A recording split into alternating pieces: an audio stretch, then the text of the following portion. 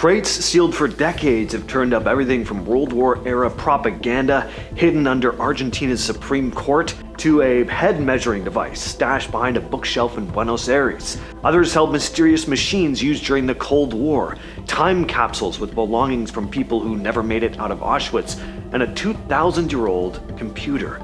These are disturbing things found inside sealed crates lost for decades. When workers were clearing out part of the basement underneath Argentina's Supreme Court in 2025, they did not expect to find anything more interesting than old furniture, but instead they pulled out about a dozen wooden crates that hadn't been touched in decades. And when they cracked them open, they found notebooks, postcards, leaflets, and photo sets all stamped with the same symbols and slogans of the German regime in the 30s and 40s. This was all Third Reich propaganda, specifically meant to spread the ideology in Argentina. The material originally came from boxes seized in 1941 when a Japanese ship called Nan Amaru arrived in Buenos Aires carrying 83 crates. 5 were inspected, found to contain piles of pro-Germany material, and the court confiscated them. Then part of that haul slipped into the Supreme Court's basement and stayed there for over 80 years.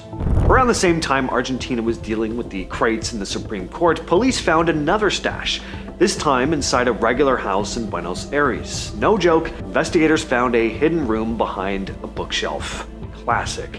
Inside were around 75 German World War II objects, all arranged kind of like a private gallery. One of the strangest pieces was a metal device designed to measure skull size, one of the many pseudo-scientific tools they used to try and prove how inferior certain races were based on skull dimensions. Police also found magnifying glasses engraved with swastikas and a cast bust of Adolf H. Investigators traced the stash back to a local collector, but as for how he got all this stuff, they still don't know. Some think they were smuggled into the country after World War II when a bunch of higher-ranking Third Reich members fled to South America.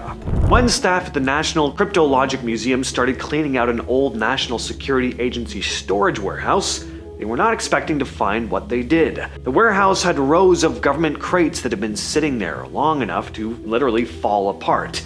Inside a few of them, the team found a massive steel machine. This thing weighs around 500 pounds and has 4 handles because it needs 4 people just to lift it. It's a captured German machine used by the US after World War II, when intelligence agencies were grabbing every piece of advanced code-breaking and signal intercept technology they could get their hands on. It's officially called a one-time tape generator, but the nickname people use is the Russian fish. They're still not sure exactly how it was used, but the NSA still calls it, quote, historically sensitive, which is their way of saying it's connected to intelligence work that still isn't fully declassified.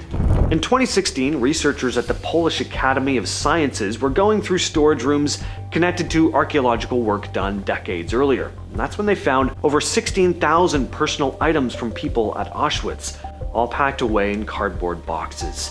The items were originally dug up in the 60s during excavations around the crematorium ruins. For whatever reason though, the boxes ended up stored away and forgotten. When they were reopened, historians found things like pocket watches, thermometers, tobacco pipes, earrings, buttons, tiny pieces of jewelry, all things people were carrying on them in their last moments. What makes this so unsettling is how ordinary the items are. A thermometer, a set of keys, again, children's buttons. There's something strange about these objects surviving all this time while the people who owned them didn't.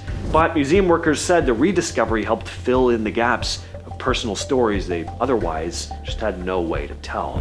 Up next, we have a crate that was hidden inside the walls of one of the most secure buildings in the United States. The CIA apparently has a tradition of embedding secret boxes into construction projects on its own campus in Langley. Sealed containers placed behind walls, almost like time capsules. One of the best documented cases is from the 60s headquarters expansion. Workers opened the wall decades later and found a metal box with a bunch of sensitive material, including tapes and photos. These were sealed away from employees, press, even most leadership. They were meant to be found during a renovation a generation later when whoever rediscovered them wouldn't fully understand the context. Makes you wonder how many other agencies have sealed containers like this hidden in the walls. Stuff that's technically not classified, but nobody really wants to explain either. Why this stuff can't just be destroyed if they don't want anyone finding it is another question, though. In 2015, construction workers at MIT dug up this sealed glass cylinder that had been buried back in 1957. The cylinder had been buried by researchers working on the original building. It was packed with documents about early electronics work, campus photographs, and equipment that was cutting edge at the time. Objects from people who thought their work would shape the future.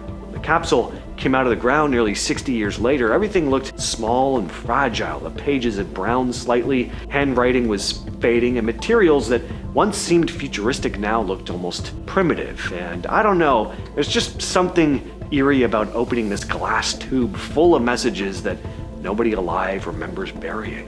In 2023, a restoration crew at the US Military Academy in West Point, New York, was working on an old statue. While they were taking apart the marble base, they found this sealed, dusty little box that had been sitting inside the statue for close to 2 centuries. Nobody actually knew what this box was or why it was there. Before they opened it, they tried to x-ray it, hoping they'd get some kind of hint. Instead, they got nothing helpful. All they saw were hazy blobs, so everyone went into the opening basically blind. Inside, they found a handful of early 1800s silver coins, a small medal, and then this weird layer of sediment that used to be lining material or maybe paper that had completely broken down over the last 200 years. So this one's a complete mystery. There's no record of who hid the box, there's no note inside, at least not one that's still intact. In 2011, a cleaning crew in Vienna was going through the attic of an old medical school building connected to the University of Vienna. The place hadn't been touched in decades. Tucked in the back were several heavy wooden crates with no labels. People figured they were full of books or old records. When the medical history team opened them, they realized it was nothing like that. Inside were hundreds of sealed glass jars packed with preserved human remains, organs, pieces of the nervous system, stuff I can't even discuss here on YouTube, but there were more than 500 samples in total. Most of them dated back to the late 1800s and early 1900s. These were not organized or cataloged. Nobody knew they were even there. So somehow there were a bunch of human remains that had been completely lost track of, sitting in an attic above classrooms for like 130 years.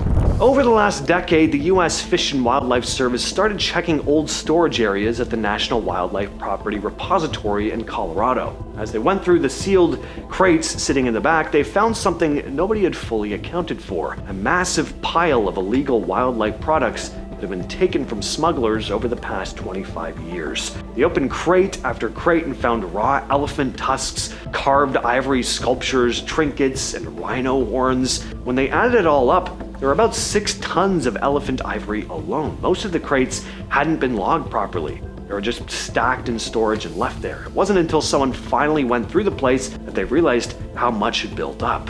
And finally, we have a long-lost artifact that was sealed by the ocean itself. In 1901, sponge divers off the Greek island of Antikythera found a Roman shipwreck and brought up chunks of corroded bronze and wood. They looked like random blobs covered in rock like sea growth. Most of the wreck had normal cargo, like statues and pottery, but when one of those encrusted lumps was cleaned and broken apart, researchers realized it contained something nobody expected from that era. An item that would later be dubbed the Antikythera mechanism, built around 150 BCE.